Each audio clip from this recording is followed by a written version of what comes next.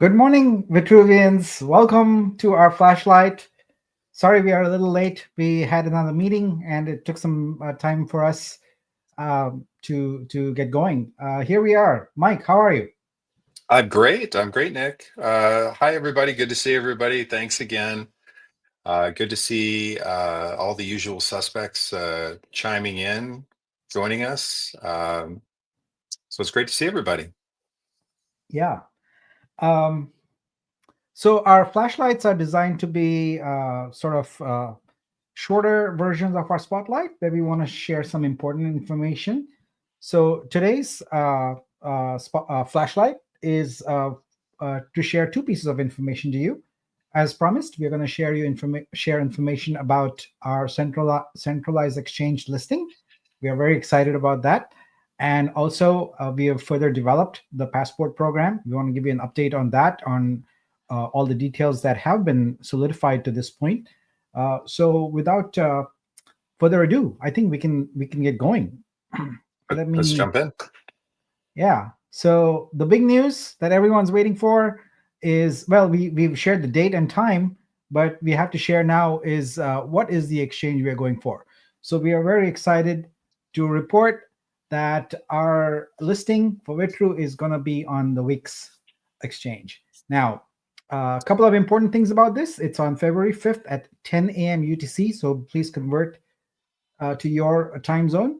The Week's exchange is available to everybody. It does not have a fiat on or off ramp, so it's a pure crypto exchange. So you would trade there, and ultimately, if you wanted to onboard or offboard fiat, you would go to another. You would transfer your funds to another exchange. What this means, in particular, for U.S. based users, is there is no KYC. There are no constraints. So you can go on there and sign up and start trading right away. This is really, really exciting. And the team has been really great to work with. Mike, what do you think? Yeah, so it's kind of funny.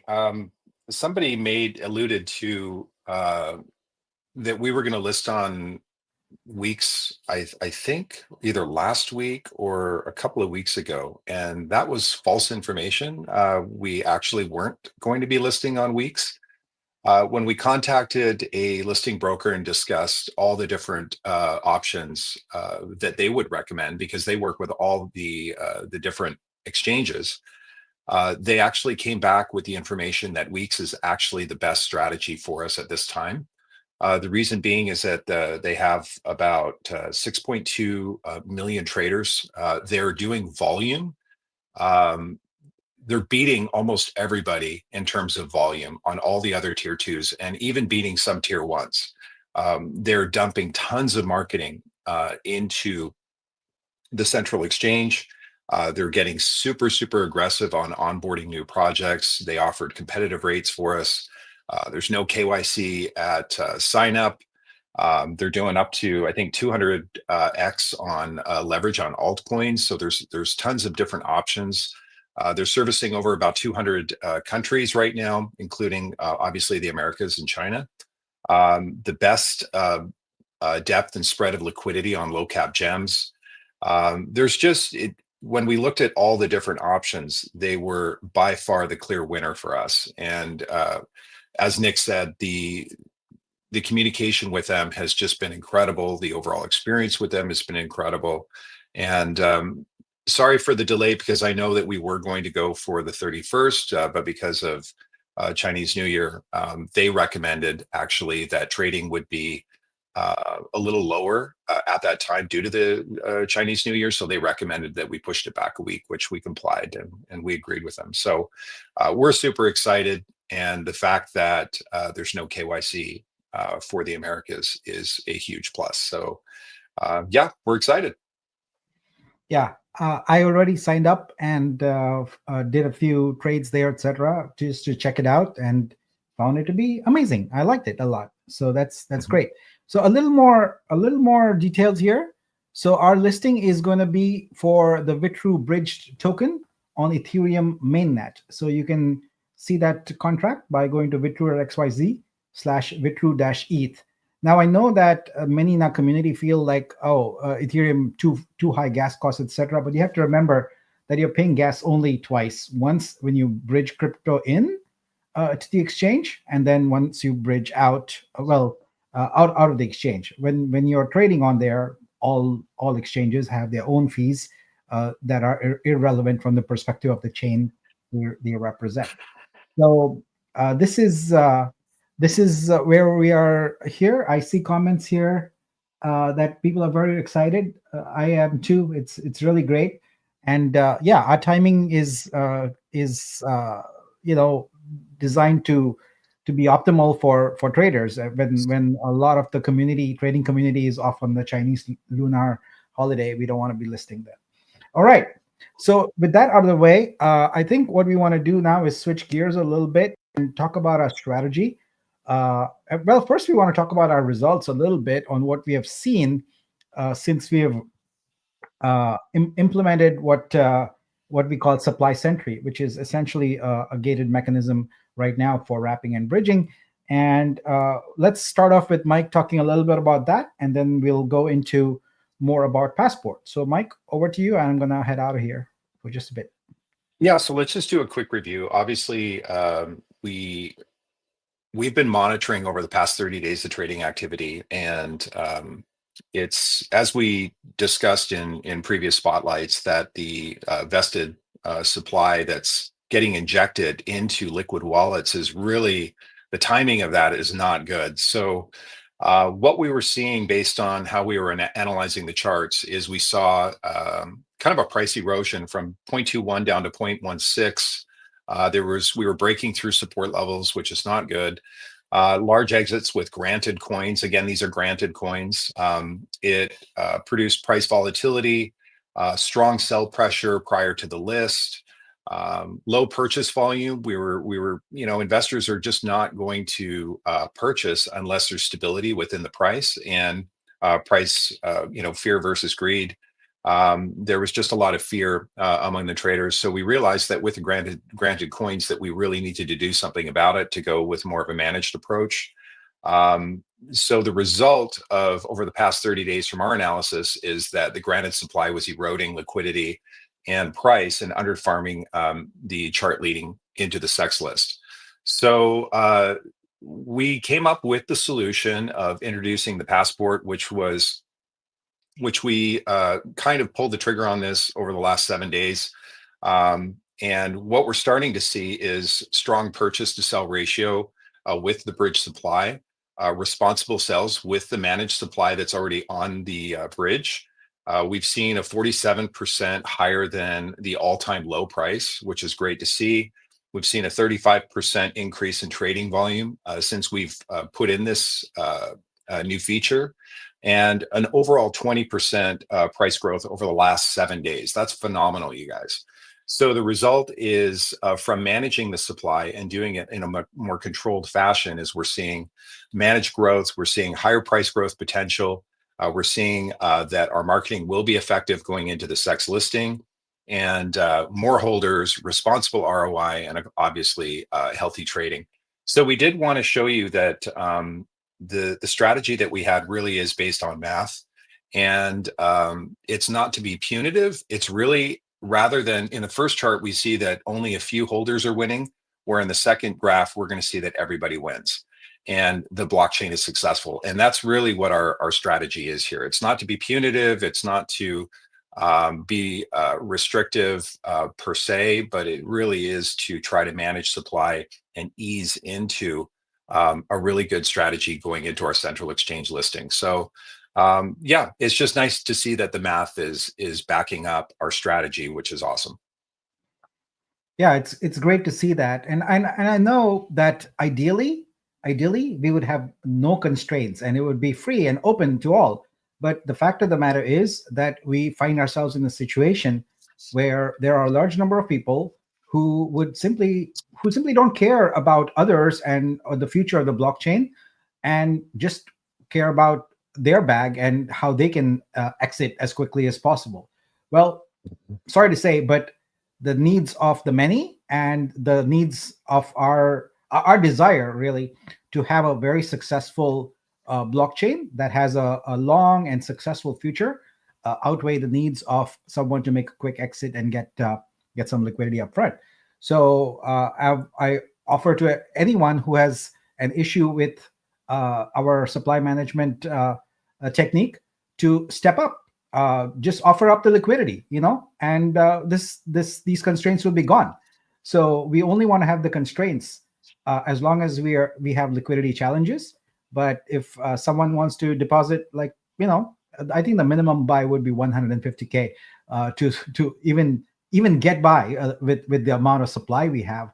But more realistically, it's $1 million. Mhm. So we have to keep this in place because we want a very successful blockchain for a very long time, and we want to reward all the folks who have been supporting us and who have been responsible. So that's the only reason for it. And this is only temporary. You saw what we did on the DEX. We had the circuit breaker, things stabilized, and we removed it. It's going to be exactly the same. We have a program called Passport. We're going to implement it. We're going to have it for a while. Liquidity grows, price stabilizes, and we see lots of green candles, and then we take away the Passport, and it'll be open to everybody. All right. So with that, let's get into the Passport program, and I'll share some more details with you. So we have quite a few details, but they are not 100% finalized. So we will finalize them for Friday, and we'll start implementation also. But today I'm going to share with you what we have already decided and give you some insights into that. So let's get going.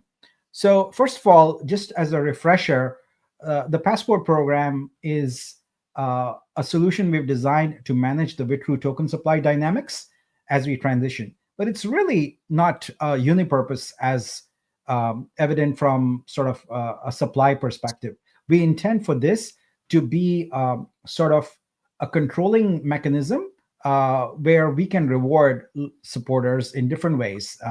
So the Passport will be used initially for supply management, also for access to our privileged Vitruveo Insiders Discord channel that is coming up.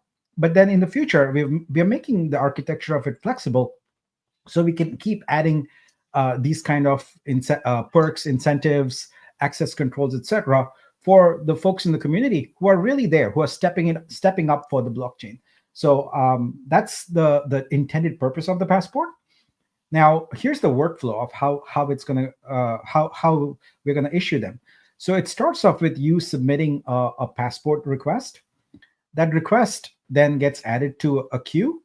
A part of your request is automatically evaluated. It's scored using just the data that's on chain, and a part of it is manually evaluated by a moderation team. There's going to be two teams, one team for general users and one team for the creators. The results of both those evaluations are fed into a decision engine, and based upon that decision engine, there's either a Passport issued or the request is deferred.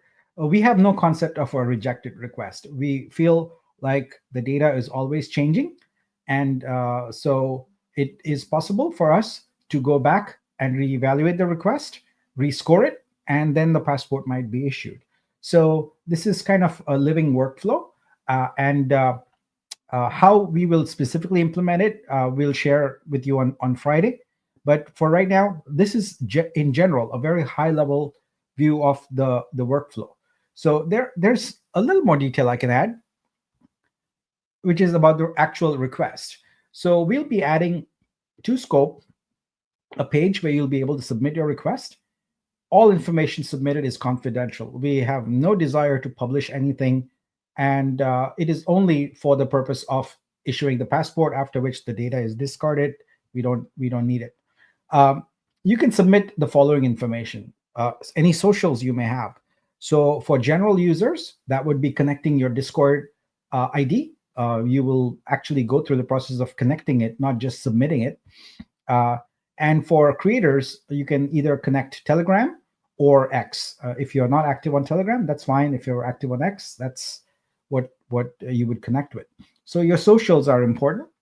The next item would be the wallet where your Passport should be issued. This could be the wallet you're connected with.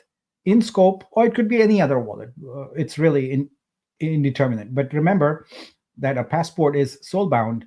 So in other words, it's tied to you and is not transferable. So that choose that wallet carefully, because once it's issued there, it cannot be moved, and it will be there forever. Optionally, you can submit multiple wallets that we can scan for Vitruveo tokens. So you would have to sign for each of those to prove that you have ownership of those wallets. You can sign as many as you want. Optionally, you can submit transaction hashes that would be considered in the manual portion of the evaluation if you wish. If there's something out of the ordinary, something that maybe is not detectable from the automated scanning. So that's what the transaction hashes would be. Hopefully you would not need to submit any of that, but I'm sure there are edge cases where this would be needed. And finally, if you're a creator, you would need to submit your vault address. So we need to know what your vault address is so that we can scan it and determine what wallets are associated with it, and so on and so forth. So that's a really a high-level view of the request. The idea is that we understand the reality that everyone doesn't work with just one wallet. They work with multiple wallets. So the idea is you tell us which wallet you want your passport in, and you tell us which wallets you want us to look at for gathering data about what tokens you've purchased and things like that. All right.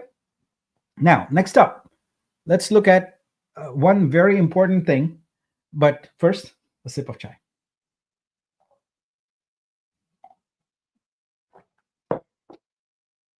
Passport is optional. Okay. It's entirely feasible that you are not interested in this, and it's your choice. You only need one if you want access to the upcoming Vitruveo Insiders Discord channel, or you want early access to wrap or bridge for the DEX or SEX. Once there's adequate liquidity, the wrap and bridge is going to be open to all. So we have no idea what that time period is going to be. We hope it's going to be as short as possible. We certainly don't want to keep it any longer than needed.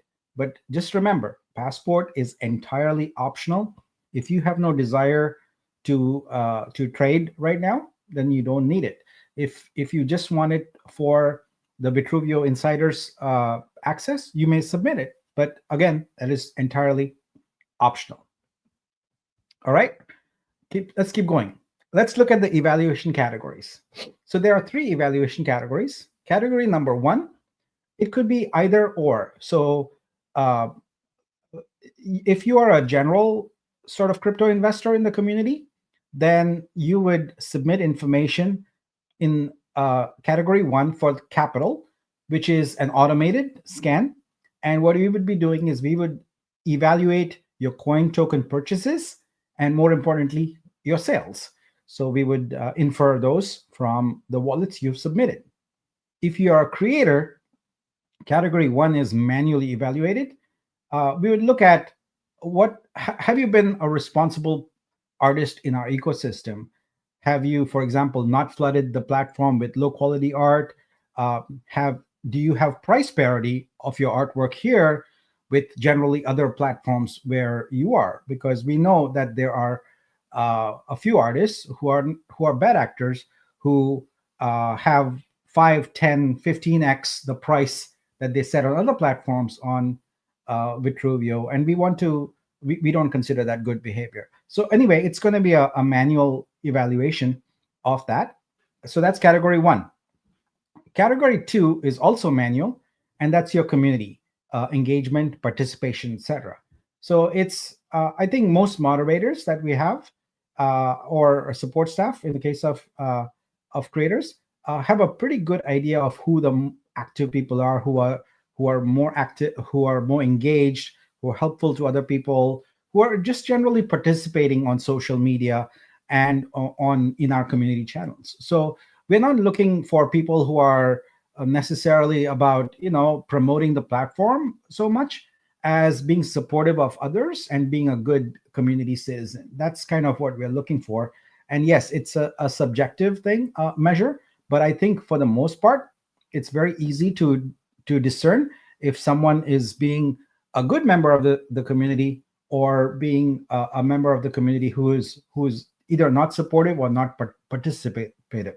Remember, all of this is optional and really not designed to be punitive. The third category is staking, which is also automated in terms of measurement. And here we track your record of staking tokens, and we are mostly interested in your staking ratio.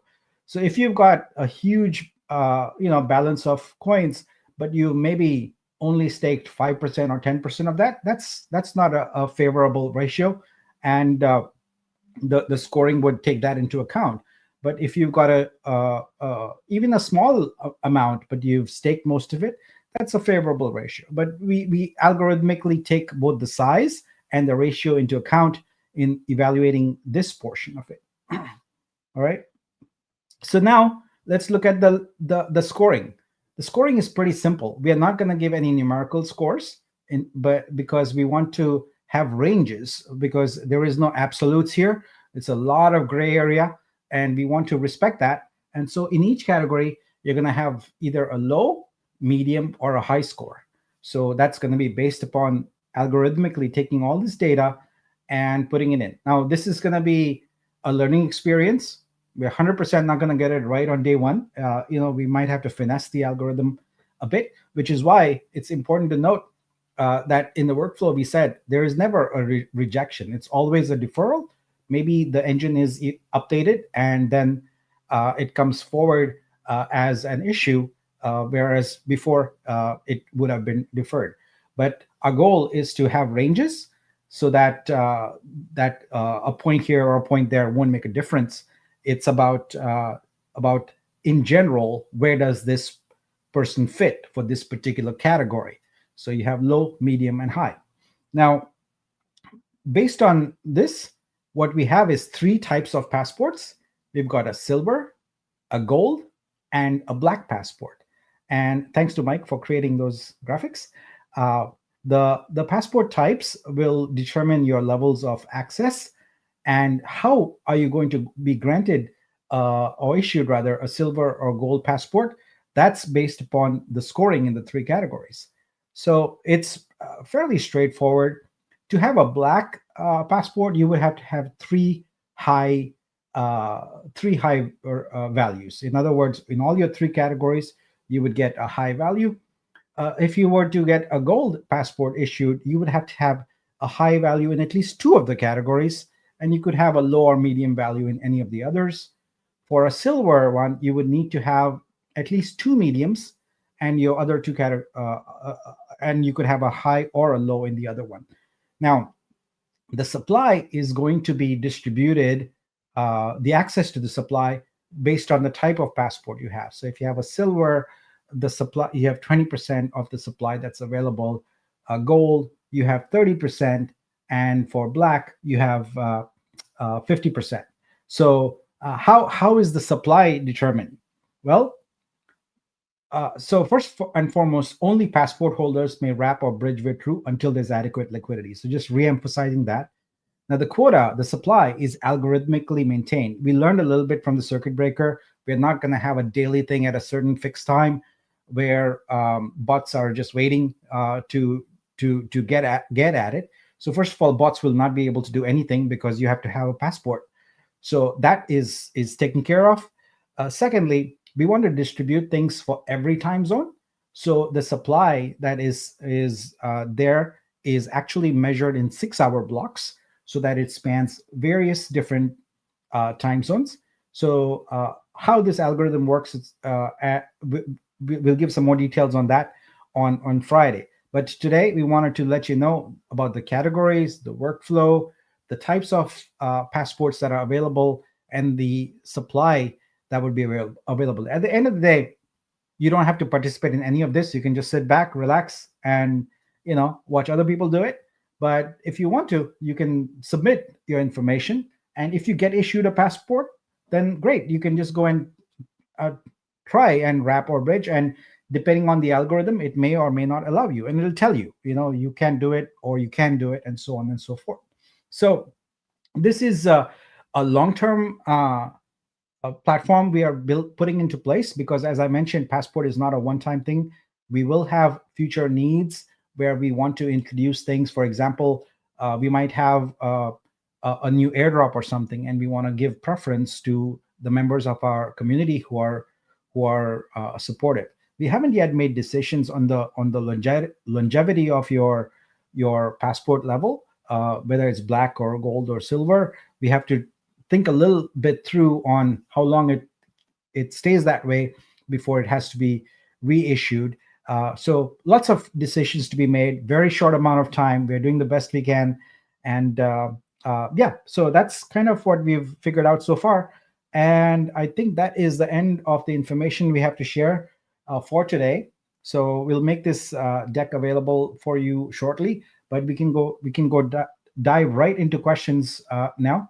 So we'll start taking those. But yeah, I'll leave this up here. I think it's pretty images.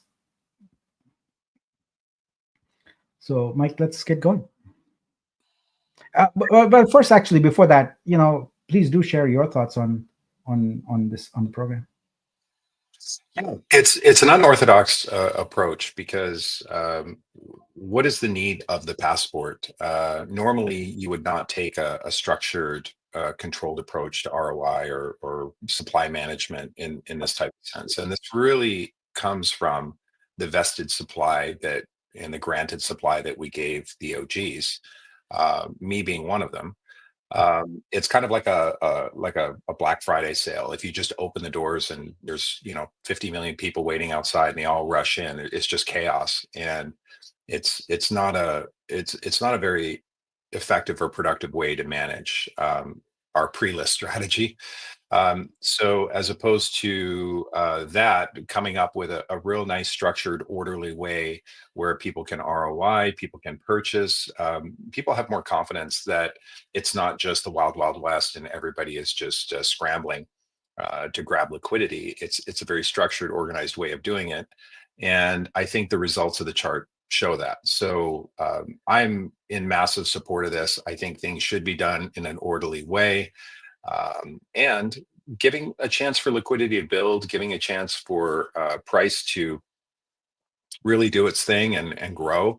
The price potential is so much stronger right now, and I think it just complements everything, every single goal that we have in order to go to market with our MVPs. So I'm super excited about everything, and it seems like the feedback from the community is everybody's jazzed about it.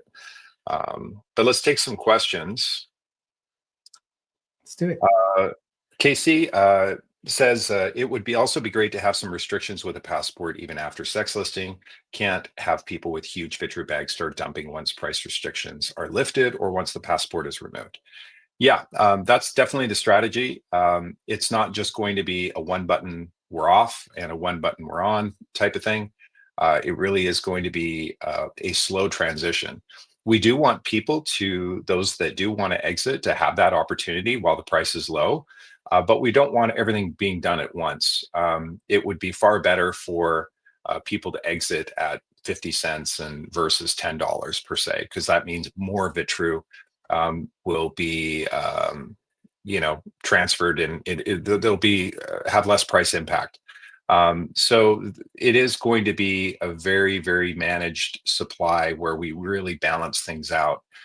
The original idea actually came from a project that I wanted to start not years ago, but about a year ago. I wanted to start a project that was really geared for managing price, and it was a token that I wanted to come up with where the price is heavily managed, and the ROI was going to be controlled, meaning only a certain amount of people during a certain period of time could ROI, but everyone would get a chance to ROI, and it manages the price up, and it's all done through supply management, as opposed to just open, free, burn mechanisms, all of that.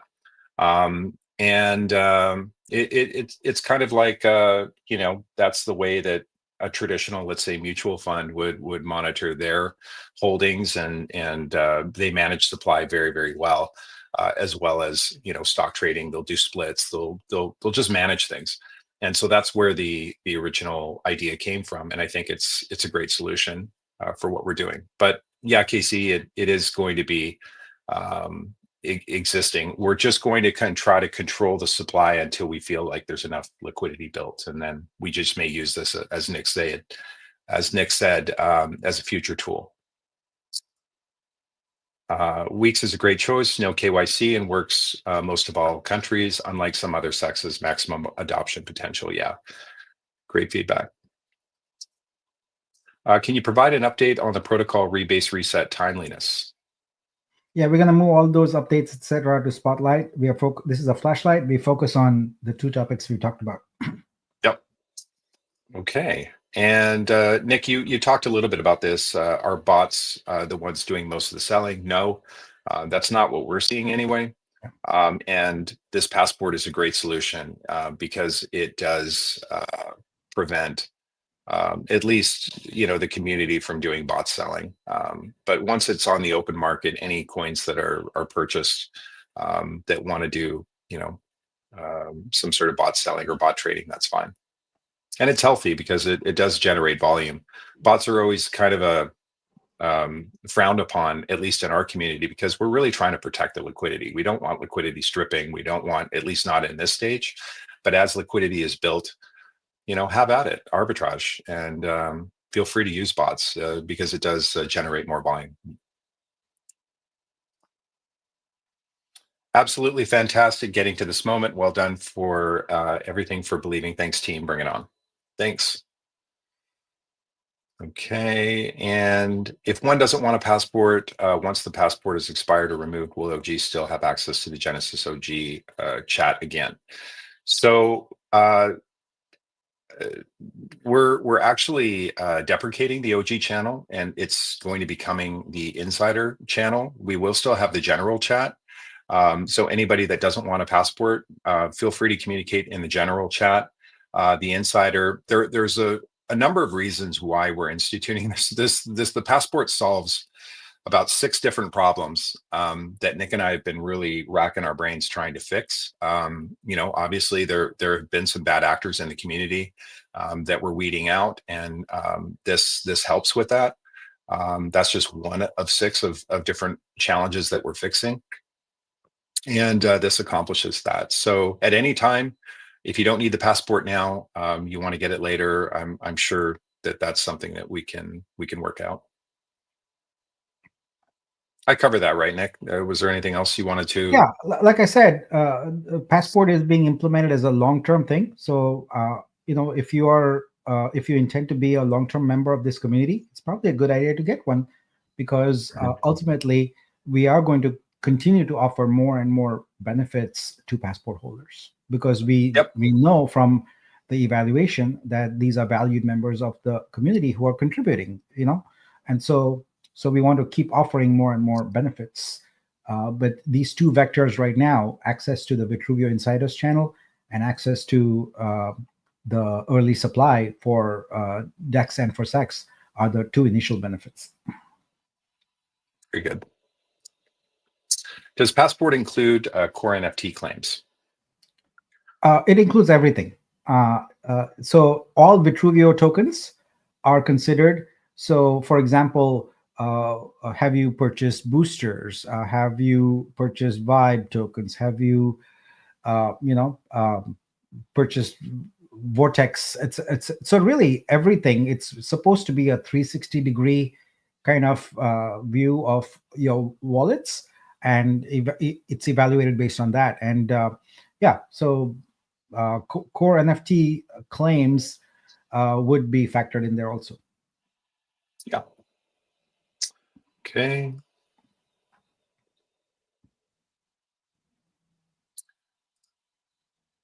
So Taz says, I have so many different wallets. Seems like this might be a hassle.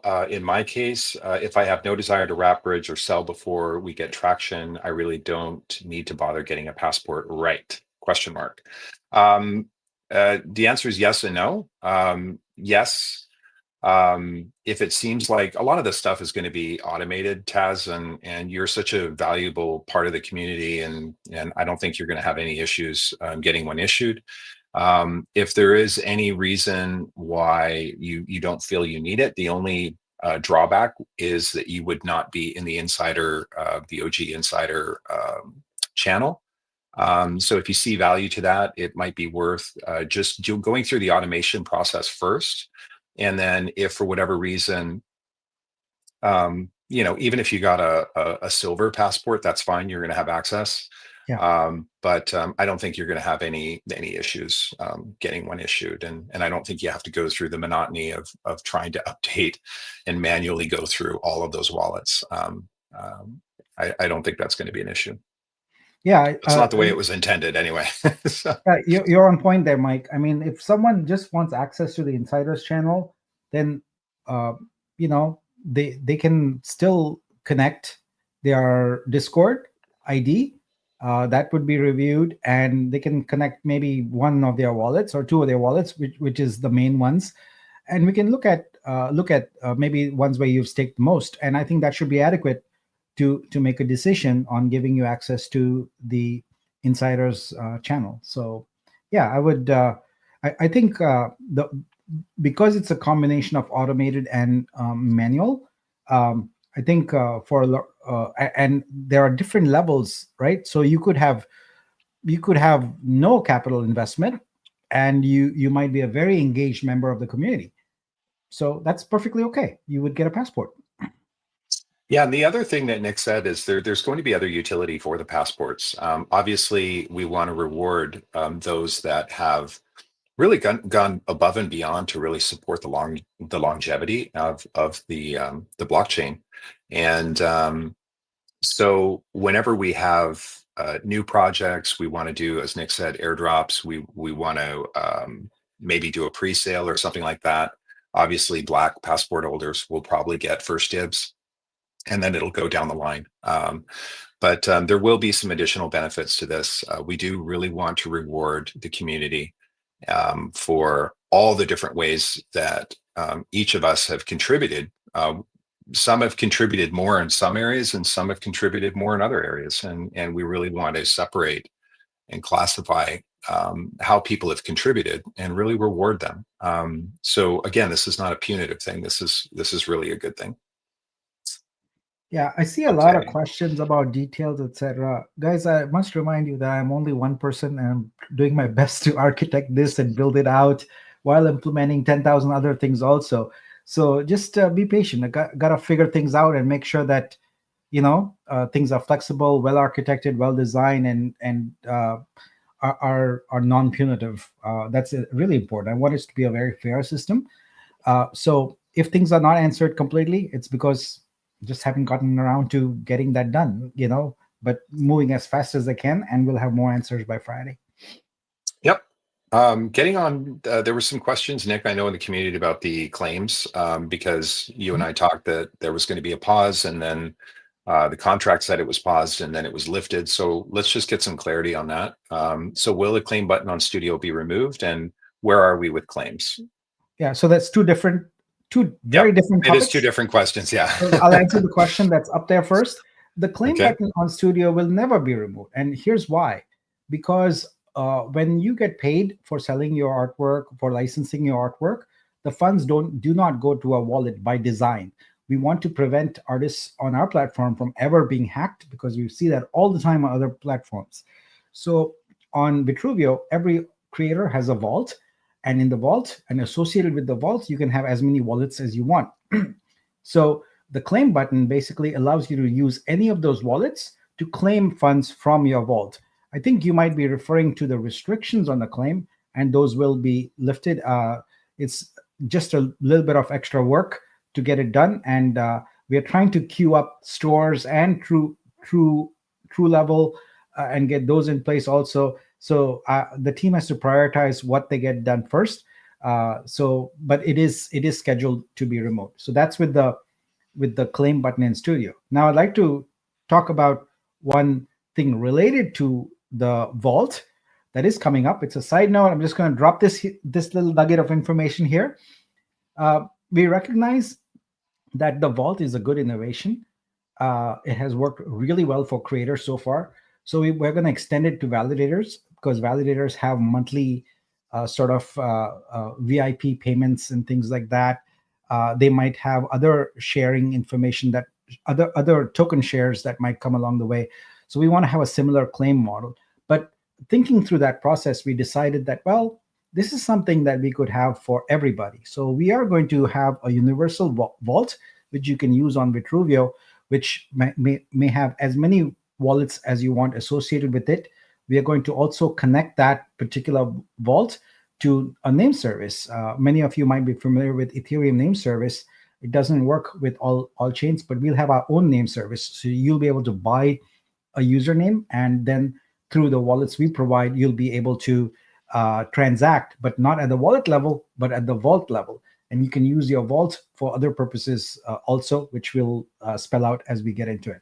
But a claiming capability from a vault is secure, because so far the vaults for the artists do not have this capability enabled, but it will be enabled soon, which is multi-sig. So in order to withdraw from your vault, you will have to sign for a transaction with at least 2 of your wallets. This ensures that if a hacker gets a hold of one of your wallets, they still can't steal your money. And so we want to make sure that everyone is secure. And so every vault will have a multi-sig capability. So the claim process actually is useful because it makes it very secure. I understand that the claim process where you're restricted is a problem, but that's going to go away. But the actual architecture of the vault and the claim process is there for your protection and your benefit, and that's going to stick around. Yeah, very good. We touched on this a little bit. What are the benefits of the Discord insiders? So my vision, and obviously Nick and I are kind of building this out, but the way I see this kind of panning out is obviously the first thing is to clean up the OG channel to make sure that we have the right people in there. And that's the first thing. Second thing will be rewards.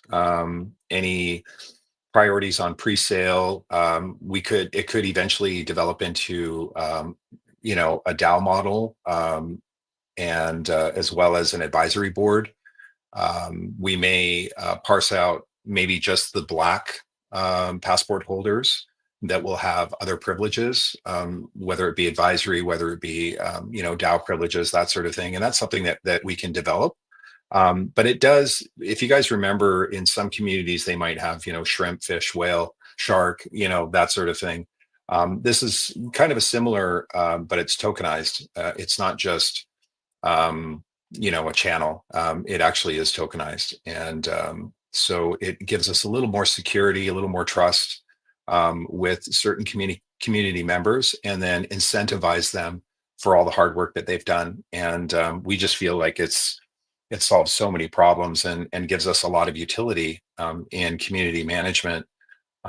So yeah, I mean, hopefully that answers that question. Diba just has a compliment. I love the way you come up with solutions every time an issue comes up. So inspiring, Nick and Mike. Yeah, thanks, Diba. Sometimes I come up with solutions that no one wants, but do it. I'll tell you, can I share with you one of the solutions that I have been brooding on for a long time? And I really want to implement. Ours will probably be one of the first, not the first, is once we have that vault and the username, I want communication, email directed to you don't need a centralized email address. You can have your vault address be your inbox. That's cool. Yeah, that'd be great, actually, Nick, for announcements and all of that. That'd be really cool. I have the full architecture in my head. I just need time to build it out. So this is a good question. Will the short-term burst staking be ready in time before we submit for the passport? I don't know how many cat emojis are there on my post. And is Garfield here? Garfield, will you extend our deadline so that I can get some sleep? So the answer is yes. Definitely. I think we are almost there. We are 3 days in already extended. So yes, our goal is to get that short-term verse staking up by maybe latest by Sunday, Saturday, Sunday, something like that. So it will be up then. Yeah. Okay. Phantom, my thoughts. You guys did a phenomenal job in thinking about the success of the blockchain. Yeah, it it's really helpful to have someone like Nick as a project lead, because he knows the technology and he knows how to come up with solutions. So he doesn't necessarily have to. He knows what's possible, and so anytime we run into a problem, Nick and I will think tank it out, and we'll whiteboard it and see what the core issues are, and then Nick builds just the solution for that, using Web3 tech. So it's great to have someone like Nick that just is able to troubleshoot and knows the tech behind it, knows what's possible and what's not possible. And but Phantom, thanks, man. You've been such an important community member. We're so grateful for all the support that you've done, and the way you've helped the community. So thank you, thank you, thank you. Before we go to the next question, Uh-huh. I'll just address two issues that Biz reminded me of. So one, access to the deck is indeed open, so you can go find it there. I did thank you, Biz, for reminding me of that. And second, he also mentioned that that was a two-parter question, and I did not answer the second part of it, which is about core core vesting, whether claims will be re-enabled on that. So actually, that is tied to the short-term vesting.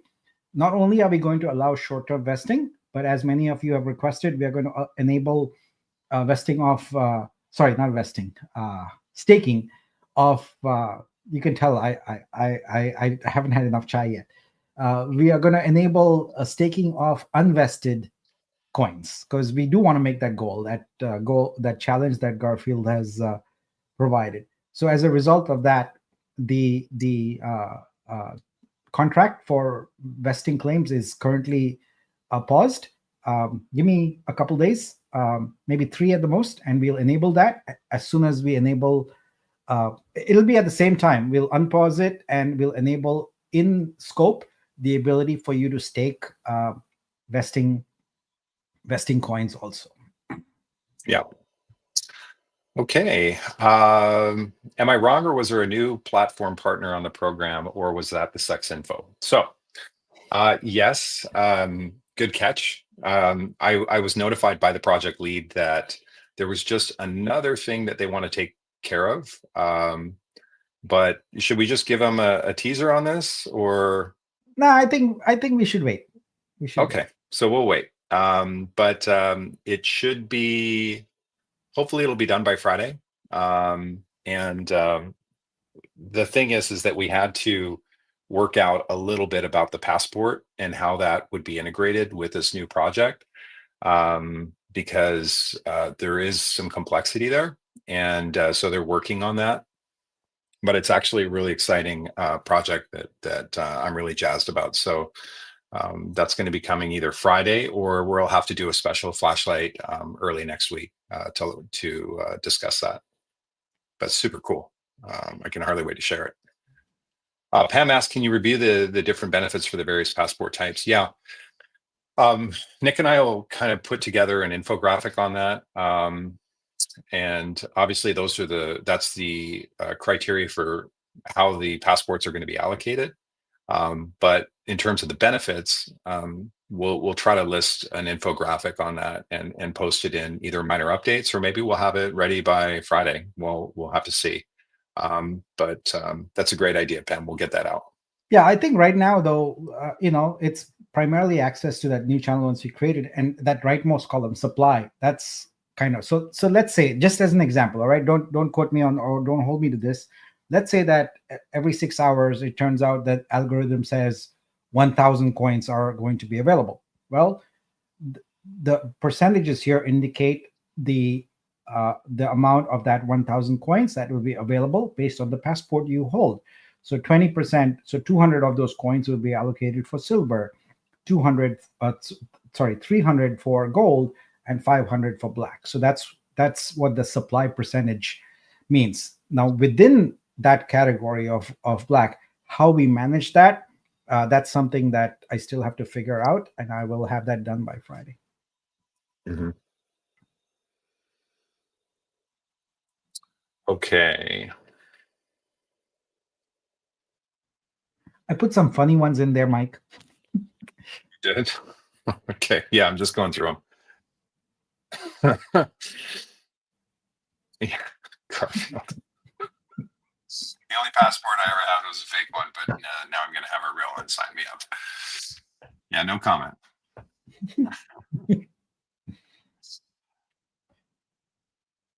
Yeah, Abby. Well, that kind of piggybacks off Pam's comment, so we'll see if we can get an infographic out that will show that.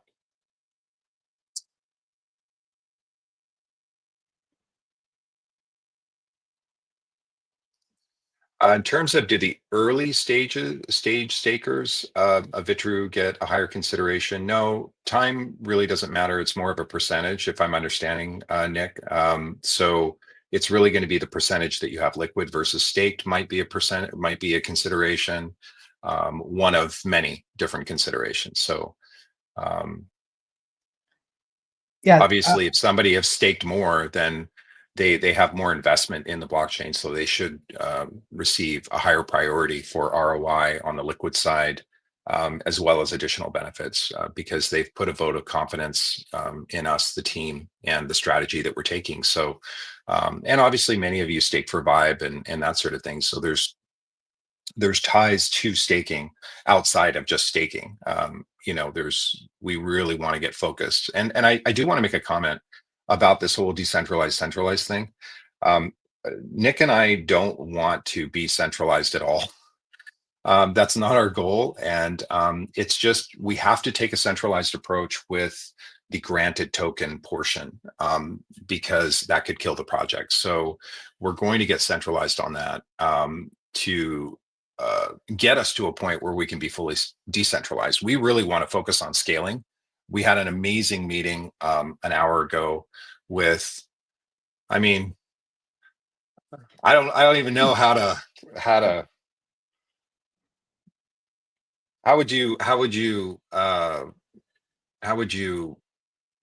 like, without giving a teaser, Nick, the level of, we have the opportunity to participate in a partnership that would bring exposure to over 2 billion crypto users. So it's just a phenomenal partnership that we're looking at, and so we're in the early stages of talks. It's just a very, very exciting partnership that we're considering. Yeah. It's important also to always characterize things like when we have something definite, we share it. But Mhm. when you take a meeting, etc., we don't want people to think that, oh, it's a done deal, because it never is. Deals are very hard. They take time. They require negotiation. They require a lot of moving parts. So this was meeting number 2.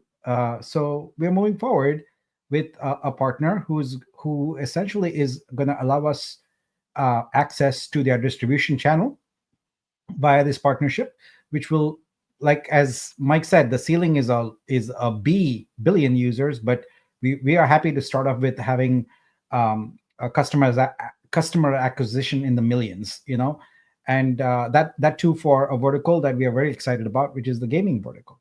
So yeah, we'll Mm. work on that. Yeah. Okay. Let's see this question. So all wrap Vitru we buy now is limited to sell later. Um, I'm trying to right. understand that. So the way the supply Sentry works right now is you're credited with whatever you bring into the chain, and you can take that out. So for example, let's say that Rapid2 is inside the chain, so it's a different beast. But let's say that right now you unwrap some Rapid2 you have. Well, you now have a credit balance to wrap that same amount of Vitru. So let's say you unwrap 1,000 wrap Vitru, you have a credit to wrap 1,000 Vitru again. So you can go bi-directionally that way. The same thing is applicable to Vitru tokens. So you bridge in from either BSC or Ethereum, let's say 100 Vitru tokens and convert them into Vitru coins. So now you have a bridge credit of 100, and you can bridge out that same amount. So Yeah. that is how it works right now. When Passport is in play, it's going to be a combination of that. So first, the bridge and the wrap contracts are going to deduct from your balance. If you have no balance, then it's going to look at your Passport and see, is there supply available using your Passport quota that you can do? And if you can, then it'll use that. So first personal, and then second Passport. Yeah. Good old Barry. Good to see you, man. We haven't seen you in a long time. So if I get a passport, I won't get deported. That's correct. But you still have to be at the border waiting. So if you want to bring your whole family in, you're going to have to bring in one at a time. Good to see you, man. In terms of how to identify ourselves with the type of passport given to us, well, obviously the NFT will be. I don't know if we're going to. We may also have a separate channel for silver, black, gold if there's value to that. I know there will be for the black holders, the black passport holders. So we can give that some thought. If you guys see value in that, we can come up with something. Yeah, my goal also in architecting the passport is to make it extensible, so projects as they come on board can leverage that. The metadata on the NFT that is the passport is an extensible one. So as a project, maybe you got a token or something, you can add a new metadata type to that passport and assign it values. So passport holders can have a new attribute in their ERC 721 token that'll be visible in Explorer, and that grants them new rights to some feature or benefit that the token has provided. And this isn't limited to app projects. Individuals can also choose to introduce metadata attributes. So, for example, you want to create you're an artist and you want to create a collaboration of, I don't know, photographers or something like that who have a passport. You could do that. So that's the architecture is designed to be very flexible. In fact, we will also extend it outside the chain, so projects outside the chain can also leverage passport.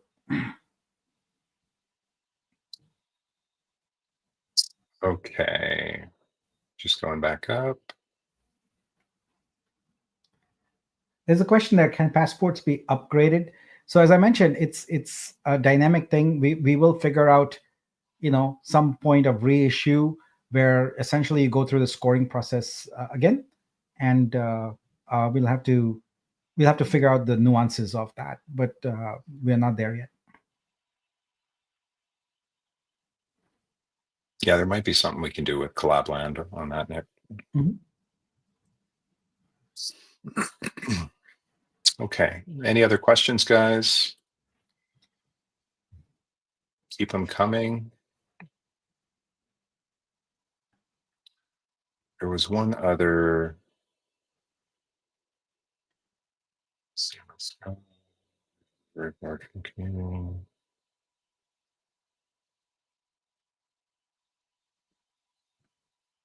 So we are very close to the 4-day extension, guys. There is a pin post that I posted requesting Garfield to extend the 20 million challenge by 4 days.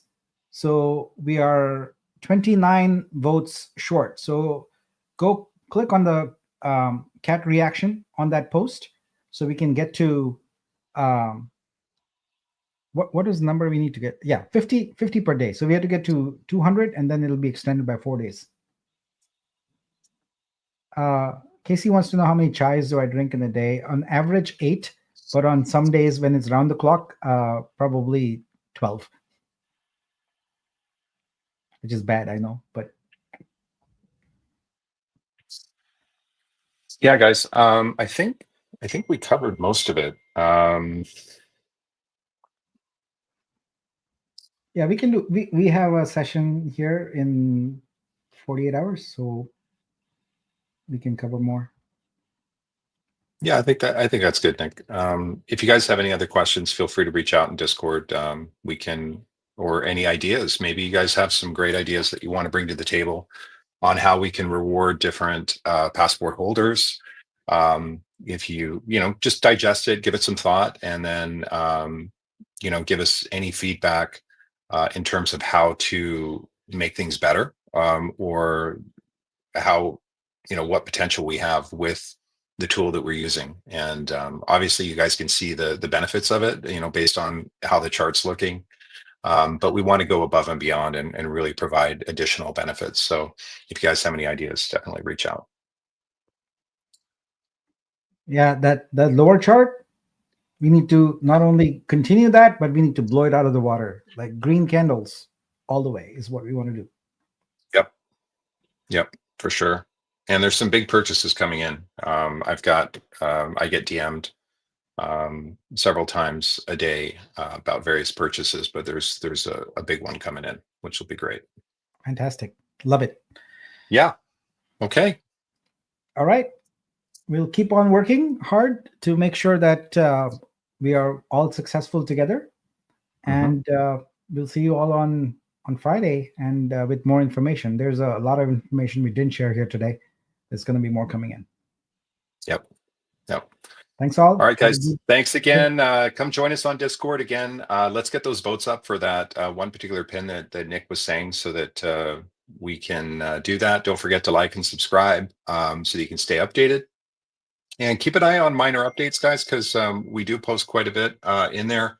And you should see the minor update, or we'll do kind of a recap. I'll see if I can get that done today, and I'll get that posted today. So that way you guys can kind of digest some of the information. But thanks again. Look forward to seeing you guys on Friday. See you all. Have a good day. Bye.